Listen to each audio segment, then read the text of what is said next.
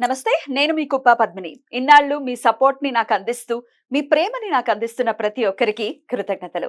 ఇప్పుడు చూడబోతున్న ఈ వీడియో కూడా ఖచ్చితంగా మీకు ఉపయోగపడుతుంది.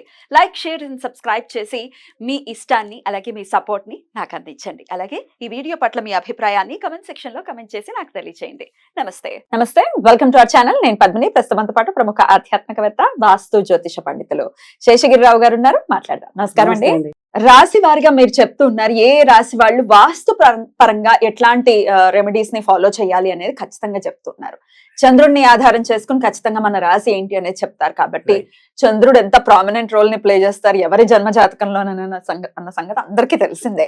మరి ఈ వాస్తు రీత్యా మరి ఆల్రెడీ 3 రాశుల గురించి మనం మాట్లాడుకున్నాం. ఇక కర్కాటక రాశి దగ్గర ఉన్నాం. కర్కాటక రాశి వాళ్ళు వాళ్ళ ఇంట్లో ఏ దిక్కున చాలా జాగ్రత్తగా ఉండాలి అనేది ఒక్కసారి మీ ద్వారా. తప్పకుండా. ఈ కర్కాటక రాశి వాళ్ళకైతే కనుక ఖచ్చితంగా దక్షిణం అనేది చాలా ఖచ్చితంగా బాగుండాలి. సౌత్ ఎందుకు బాగుండాలి అంటే ఫస్ట్ ఏంటంటే ఈ కర్కాటకానికి ఎప్పుడైనా సరే పంచమ స్థానం అనేది దక్షిణం అంటే వృశ్చిక రాశిలో పట్టడం అనేది ఉంటుంది.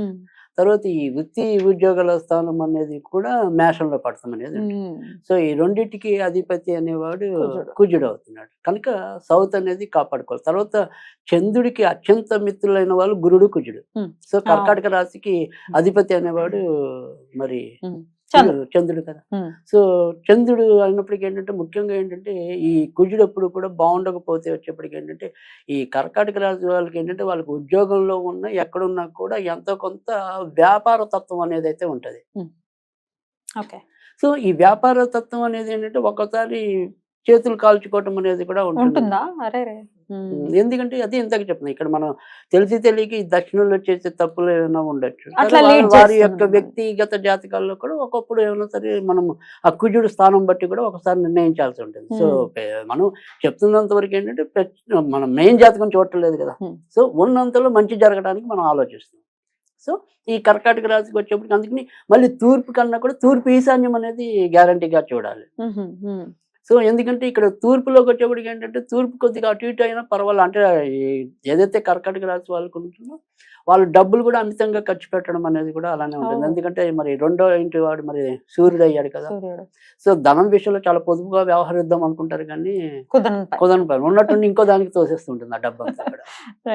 సో అందుకని ఇక్కడ మనకి ఆ రకంగా అంటే ఏదైనా చెప్పటికి కూడా ఈ కర్కాటక రాశి వారికి వచ్చేప్పటికి ఏంటంటే ఆ డబ్బు సద్వినియోగం అవ్వాలన్నా కూడా గురుడు యొక్క అండ అనేది అవసరం అనేది ఉంటుంది.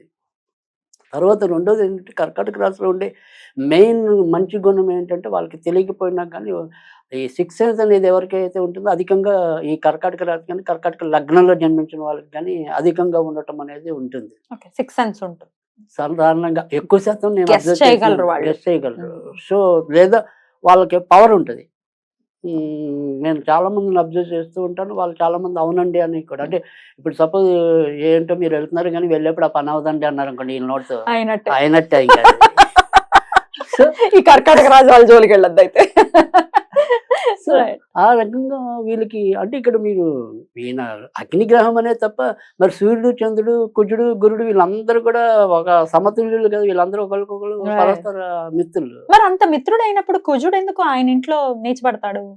ఎవరి చంద్రుడి ఇంట్లో కుజుడు నీచపడతాడు కదా. రైట్. కానీ ఇక్కడ మనం ఏంటంటే ఇక్కడ చంద్రుడికి వచ్చేప్పటికి నీచపడినప్పటికీ కూడా అంటే కుజుడి వరకు ఏంటంటే ఆయన నీచపడిన అదృష్టమే అన్నారు, మరి అదృష్టమే అన్నారు. ఎందుకంటే ఈయన బేసిక్ గా శని గాని కుజుడు గాని దుష్టగ్రహాలు కదా. చంద్రుడికి మంచివాడు అవ్వచ్చు కానీ అంత ఇంపాక్ట్ అయితే ఉండదు. కాకపోతే ఒకటే నేను గమనించినంత వరకు ఏంటంటే ఈ గురుడు గాని కుజుడు గాని ఇలా జలరాశుల్లో అంటే కర్కాటకంలో గాని తర్వాత మీనంలో గాని తర్వాత వచ్చేప్పటికి జలరాశి వృశ్చికం ఇందులో ఉన్న వాళ్ళకి ఒక్కోసారి కొద్దిగా బ్యాడ్ హ్యాబిట్స్ పడే అవకాశాలు అయితే ఒక్కోసారి ఉంటాయి. సో అందుకని ఇక్కడ మనం చెప్పేది ఈ వాస్తు అనే విషయంలోకి వచ్చేప్పటికి ఏంటంటే అందుకని దక్షిణం కనుక కరెక్ట్ గా చూసుకుంటే అంటే పంచం అనేది బుద్ధి అనేది కరెక్ట్ గా ఉంటుంది. ఎప్పుడైతే బుద్ధి కరెక్ట్ గా ఉందో మన మీద మనకి కంట్రోల్ వస్తుంది. కరెక్ట్. కనుక దక్షిణ స్థానం అనేది ఖచ్చితంగా వీళ్ళు మంచిగా చూసుకోవడం అంటే ఇప్పుడు మనం ఇందాక అంతకుముందు రాసులప్పుడు చెప్పుకున్నాం ఈ దక్షిణంలో జనరల్ గా మనం పెట్టే ఏవైతే బరువైన వస్తువులన్నీ ఉంటాయో అది పడమరలో కానీ దక్షిణంలోనే ఎక్కువ ఉంటాయి. సో ఇక్కడ మనం దక్షిణంలో లైట్ వెయిట్ అంటే చెక్కలకి సంబంధించిన కానీ ఇలాంటివి ఏవైతే ఉంటాయి చిన్న చిన్న లైట్ వెయిట్ ఉండేవి ఇలాంటివన్నీ దక్షిణంలో పెట్టుకోండి. ఇనుప వస్తువులు ఇలాంటివి ఏమైనా ఉంటే పడమర కానీ నైరుతిలో కానీ పెట్టుకోండి. అప్పుడు మీకు ఖచ్చితంగా దక్షిణం రిలీవ్ అవుతుంది. అప్పుడు మేలు జరగటం అనేది. తర్వాత రెండోది ఏంటంటే ఉత్తరం వచ్చేప్పటికి ఇక్కడ వీళ్ళకి కొంతవరకు అది కూడా కొంత నెగిటివ్ ఉంటుంది. అంటే ఏ విధంగా నెగిటివ్ ఉంటుంది అంటే కనుక ఎవరైతే వీళ్ళకి బంధువులు ఉంటారో మిత్రులు ఉంటారో వాళ్ళందరితోనే మళ్ళీ వీళ్ళకి ఇబ్బంది ఉంది. వాళ్ళకి సహాయపడేది వీళ్ళే, చెప్పు దెబ్బలు తినేది వీళ్ళే. అందుకని ఒక్కోసారి వీళ్ళు అతి మంచితనానికి పోవటం కానీ లేదా మన వాళ్ళు అంటే వీళ్ళు ఊరికే ఎమోషన్స్ అనేవి ఎక్కువ ఉంటాయి కానీ దాంతోపాటు సెన్సిటివ్నెస్ కూడా అలానే ఉంటుంది. ఈ అతి సున్నితం వల్ల ఏంటంటే ఒక్కోసారి పోలే అన్నట్టుగా కూడా వీళ్ళు సహాయపడటం అనేది ఉంటుంది. దానివల్ల ఇబ్బందులే వస్తాయి, ఎక్కువ ఇబ్బంది వస్తాయి. అది ఎందుకంటే ఈ మూడో వాడు ఎవరైతే ఉంటాడో వాడే ఈయనకి మళ్ళీ శత్రువు అవటం వల్ల అది బుధుడు. అందుకని ఉత్తరంలో ఒకసారి మీరు బరువులు పెట్టుకున్నా కూడా తప్పేం లేదు, పెట్టుకోవచ్చు. వీళ్ళు కర్కాటక రాశి వాళ్ళు ఒకసారి మనకి తప్పనిసరి బరువు ఉందనుకోండి ఉత్తరంలో పెట్టండి, ఏం పర్వాలేదు. సో ఖచ్చితంగా ఈ రిలేషన్స్ అండ్ కమ్యూనికేషన్లో కొంత ఇబ్బంది అనేది తగ్గుతుంది. తర్వాత వచ్చేప్పటికి ఏంటంటే మనకి ఈ వాయువు అంటే చంద్రుడు పడమర వాయువు అనేది ఉత్తర వాయువు అనేది పెద్దానికి మనకి 2 దిక్కులు ఉంటాయి. సో పడమర వాయువులోకి మీకు కొంతవరకు చెడు వెళ్ళినా పర్వాలేదు కానీ మళ్ళీ ఉత్తర వాయువు అనేది చాలా అవసరం. సో ఈ ఉత్తర వాయువు బాగుంటే కనుక ఈ ధనం యొక్క రాబడి అనేది కరెక్ట్గా ఉంటుంది. సో అందుకని ఉత్తర వాయువులో మటుకు బరువులు వెళ్ళకుండా చూడండి, పడమర వాయువు వైపు బరువులు వెళ్ళాక చూడండి. అప్పుడు మళ్ళీ మీకు మంచి జరగడానికి కూడా ఆస్కారం ఎక్కువ ఉంటుంది. తర్వాత నేను చెప్పే ఒక అద్భుతమైన రెమెడీ ఏంటంటే సొంత ఇల్లులైన వాళ్ళకి మాత్రమే. చాలా మందికి చాలా బ్రహ్మాండంగా పనిచేసింది. సో ఈ కర్కాటక లగ్నం వాళ్ళకి ఏంటంటే ఇందాక మనం చెప్పుకున్నాం కొంతవరకు వ్యావరింగ్ మైండ్ ఉండొచ్చు ఉంటుంది. తర్వాత రెండోది ఇలా బంధుత్వాలతో ఏదో రకమైన ఇబ్బందులు తలెత్తడం అనేది. సో ఈ ఏదైతే ఈ ఉత్తర వాయువు అనేది చెప్పాను కదా, పడమర వాయువు కాకుండా ఉత్తర వాయువు, అది ఏ గదిలో అయినా సరే ఆ గదిలో ఉండే ఒక ఉత్తర వాయువులో కొద్దిగా గోడని చిన్నగా పెకిలించి అక్కడ ఒక వెండి ఇటుక లాంటిది, అంటే షేపే, అది ఇంత సైజు ఉండాలనండి, జస్ట్ ఇంత పరిమాణం ఉన్న ఒక 1 ఇంచ్ ఉండి బట్ ఇటుక షేప్ లో ఉండాలి అంతవరకు. ఆ వెండిది అక్కడ తాపడం చేసేయండి, మీకు ఖచ్చితంగా దాని బెనిఫిట్ అన్న తర్వాత మీరే చూస్తారు. సో అది కానీ అద్దెల్లు అయితే అందుకే నేను చెప్పింది సొంత ఇల్లు అయితేనే చెప్పాను నేను. అద్దెల్లో మీరు వద్దంటున్నాను, మనం ఉండి వెళ్ళిపోతాం కదా. సో అందుకని మనది ఎవరైనా సరే ఈ కర్కాటక రాశిలో పుట్టిన వాళ్ళు కానీ కర్కాటక లగ్నంలో తెలిస్తే వీళ్ళు ఖచ్చితంగా వాళ్ళ సొంత ఇల్లు అయితే మాత్రం ఖచ్చితంగా ఈ పని చేయండి, ఈ పని చేసుకోవచ్చు. మరి అలా కాకుండా అదే నేను చెప్తున్నాను. ఇప్పుడు ఓకే కర్కాటక అది తెలిస్తే ఇది ఒక రెమెడీ చెప్తున్నాను, అలా కాకుండా ఖచ్చితంగా ఒక మంచి రెమెడీ అనేది చెప్తాను నేను. ఇక్కడ ఈశాన్యం అనేది ఇంట్లో అది ఒక్క దేవుడి దగ్గర కాదు, ఎక్కడ ఈశాన్యమైనా సరే ముఖ్యంగా హాల్లో అయితే కనుక మీరు ఏనుగు బొమ్మ పెట్టండి, బాగుంటది. అంటే తెలియక కొంతమంది గుర్ర బొమ్మలని ఇలా రకరకాల బొమ్మలు ఉంటాయి. ఈ రకరకాల బొమ్మల్లో ఒకసారి కొన్ని ఇబ్బందులు పెట్టేవి కూడా ఉంటాయి. మనం వాటి యొక్క అందాన్ని మోహించో ఇంకా రకంగా వ్యామోహంతోనో పెట్టుకుంటూ ఉంటాం కానీ అవి ప్రతి రాశికి ఒకే రకమైన ఫలితాలు ఇస్తుందని నేను అన్నాను. వీళ్ళు మాత్రం పెట్టుకోకూడదు. గుర్రం బొమ్మ పెట్టిన కొద్దీ ఖర్చులు ఎక్కువ అవుతాయి, కమ్యూనికేషన్ గ్యాప్స్ ఎక్కువ అవుతాయి.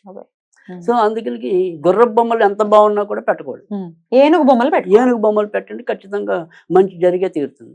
సో ఆ రకంగా కర్కాటక రాశి వాళ్ళకి మేలు జరుగుతుంది. తర్వాత రెండోది వచ్చేప్పటికి ఏంటంటే మనం ఇందాకే చెప్పుకున్నాం దక్షిణానికి అధిపతి కుజుడు లేదా దానికి సంబంధించిన దేవుడు మరి కుమారస్వామి.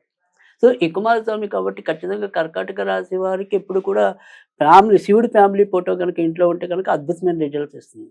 సో ఆ రకంగా కూడా మనం పూజించవచ్చు, ఎందుకంటే అక్కడ భాగ్యాధిపతిగా మనం గురుడు చెప్తాం. గురుడికి మరి శివుడిని ఆరాధించడం అనేది ఉంది, విష్ణువు రెండు వస్తాయి గురుడికి. సో అందుకని ఇక్కడ మనం ఆ రకమైన ఫోటో కనుక పెట్టుకుంటే ఖచ్చితంగా మంచి జరుగుతుంది. తర్వాత సాధ్యమైనంత వరకు కూడా ఇళ్ళకి ఏదైతే మనం రంగులు వాడతామంటే నేను ఇది ఇళ్ళకి రంగులు కూడా మళ్ళీ సొంత ఇళ్ళ వాళ్ళకే చెప్తున్నాను, అద్దెళ్ళు మన చేతిలో ఉండదు కాబట్టి. ఈ సొంత ఇల్లు కాంబినేషన్లో ఎప్పుడు కూడా ఈ ఏదైతే డార్క్ గ్రీన్ ఉంటుందో ఆ డార్క్ గ్రీన్ వాడకుండా ఉంటాం మంచిది. సో సాధ్యమైనంత వరకు కూడా మనకి సిమెంట్ మనం ఏమంటే ఇటుక రంగు ఉంటుంది కదా, ఇటుక రంగు వాడుకోవచ్చు, పింక్ రంగు వాడుకోవచ్చు, తర్వాత పసుపు రంగు వాడుకోవచ్చు. ఈ 3 రంగులు ఎక్కువ శాతం వాడితే కనుక వీళ్ళకి ఖచ్చితంగా ఏవైతే దీర్ఘకాలిక రోగాలు ఉంటాయో అంటే ముఖ్యంగా ఈ కర్కాటక రాశి వాళ్ళకి ఎప్పటికైనా సరే ఉన్నట్టుండి ఊబకాయం వచ్చేయటం కానీ తర్వాత ఈ ఎముకలు కాళ్ళకి సంబంధించినవి కానీ కొంతవరకు రుగ్మతలు వచ్చే అవకాశాలు అయితే ఉంటాయి. కనుక అలాంటిది కొన్ని వ్యాధుల నుంచి కూడా వీళ్ళు కొంత తక్కువలో బయటపడడానికి అయితే అవకాశం ఉంటుంది. ఈ రకంగా కర్కాటక రాశి వాళ్ళకి అయితే మేలు జరుగుతుంది. బ్యూటిఫుల్ అండి, చాలా బ్యూటిఫుల్ గా చెప్తున్నారు మీరు రెమెడీస్. డెఫినెట్ గా చిన్న చిన్నవి చక్కగా మనం చేసుకునేవే కాబట్టి చక్కగా చేసుకుని, ఇందాక మీరు ఏనుగులు అన్నారు కదా, ఇంటరప్ట్ చేయడం ఇష్టం లేక ఇప్పుడు అడుగుతున్నాను. చెప్పండి. ఈ లక్ష్మీదేవికి కుంభాభిషేకం చేస్తున్నట్టు ఏనుగులు ఉంటాయి కదా, అవును, అవి అది పెట్టుకోవచ్చా? ఖచ్చితంగా. ఎందుకంటే వీళ్ళకి కనుక అది చిన్న సైజ్ అయినా కానీ వెండివి అయితే ఇంకా అద్భుతమైన ఫలితాలు ఇస్తాయి. పెట్టుకోవచ్చు. Right. అద్భుతం అద్భుతం, చాలా బ్యూటిఫుల్ గా ఎక్స్ప్లెయిన్ చేశారు sir. Thank you so very much. Thank you. ఇక నెక్స్ట్ ఎపిసోడ్ లో సింహరాశి గురించి మాట్లాడుతున్నాం. తప్పకుండా. నమస్కారం సార్.